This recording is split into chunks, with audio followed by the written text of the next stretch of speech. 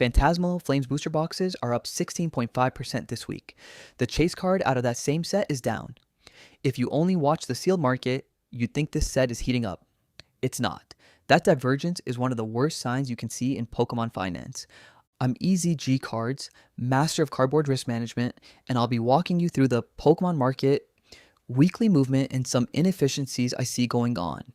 Here's the trap people are falling into right now. Sealed product is up 3.5% on average this week. 73% of products tracked are gainers. That looks like a healthy market. So when someone sees an ETB jump 20%, 30%, even 36% in a week, the instinct is that the market is hot and they enter into hype mode. The problem is that ETB price action and singles price action are telling two completely different stories right now, and most people are only watching sealed price action. ETBs can run on speculation, hoarding, and YouTube hype. Singles run on actual demand from players and collectors who want the cards. When those two lines diverge is when money is lost. Buying a sealed product at the top when the chase cards are hot is a good strategy. When singles are declining, that's a bubble trap and a sign that it's time to consider taking gains and start selling.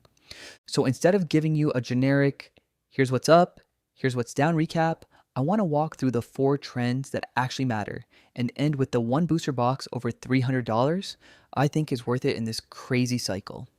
Let's start with the headline, Divergence. Phantasmal Flames.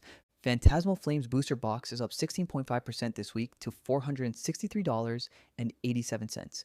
Meanwhile, the set itself is the only set on the entire singles board that's red.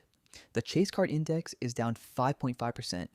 Every other set out of 32 is green this week, and Phantasmal Flames is the lone decliner. That means the chase cards, the cards that drive demand, are getting cheaper at the same time the box is getting more expensive. That's not how a healthy product behaves. If you crack a box and the cards inside are worth less than they were last week, but you paid more for the box than someone did last week, your EV per box just collapsed from both ends. The math is moving against you twice. A perfect example of how singles influence sealed prices is Destined Rivals last year. Destined Rivals had single price drops of minus 6.3% in October, minus 14.4% in November, minus 9.0% in December, and minus 11.5% in January. That's why the booster box price went from highs of $492 to lows of $396 from September to December last year. Now, guess what happened from January to now? Singles prices stopped declining and are up plus 35% since the lows. So guess what? The booster box is now at $600 plus. Singles price action matters. The second pattern is the ETB buyout chain. We've got Paldean Fates ETB up 36%, Obsidian Flames ETB up 21.8%, Black Bolt ETB up 21.3%, Twilight Masquerade ETB up 20.7%, White Flare ETB up 18.1%. 5 ETBs all moving 18% plus in a single week. That is a coordinated speculation move, not organic demand. Someone is buying out ETB inventory across multiple sets. When you see 5 products in the same SKU category move in lockstep like that, the floor under those prices is whoever is doing the buying. Remember, it's better to sell into buyouts than chase prices. Now, one winner that's continuing its hot streak, Stellar Crown. The set is up 4.6% on chase cards, second best on the board. Last week it was the best. This is a good sign as singles demand is rising to meet booster box prices. I still think the booster box is overvalued, but it's a good sign that the chase cards are moving up. And now we move on to Destined Rivals ETB, down 26.5% in a single week. That's the worst sealed move on the entire board by a mile. The set singles are actually green, up 3.4%, sixth best on the board, with the chase cards holding up fine. So what happened? The ETB itself was overvalued relative to the booster box.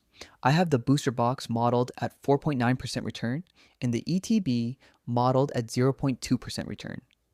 I think this collapse happened because it simply doesn't make sense to open the ETBs when you can get 4 times more packs in the booster box for 3 times the price. You can get packs for cheaper in the booster box. And this is one of the reasons I don't like non-specialty ETBs, because they have to move in sync with the booster box. Premium sets don't have a substitute that takes away demand.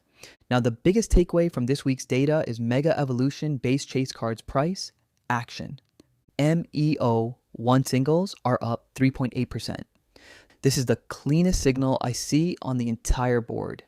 Singles up, chase cards specifically up, no weird sealed divergence. My model has it at 19.7% return given today's prices. This is a very good sign for MEO1. The big takeaway, sealed price action and singles price action have to confirm each other. When they diverge, like Phantasmal Flames this week, the divergence resolves in one direction or the other, and historically it resolves towards singles. In the bull market we are in, there is a higher chance singles go up to match the booster box, but in either situation, the booster box price has lower demand. Demand will either move into singles or put selling pressure on box prices. Remember, chase cards are what people want. Sealed is how you get chase cards. I'll have another market update next week, so let me know in the comments which set you think breaks first. Phantasmal Flames sealed, or one of the ETBs that ran this week. I'll read through them. Watch these videos to learn more about turning cardboard rectangles into paper rectangles.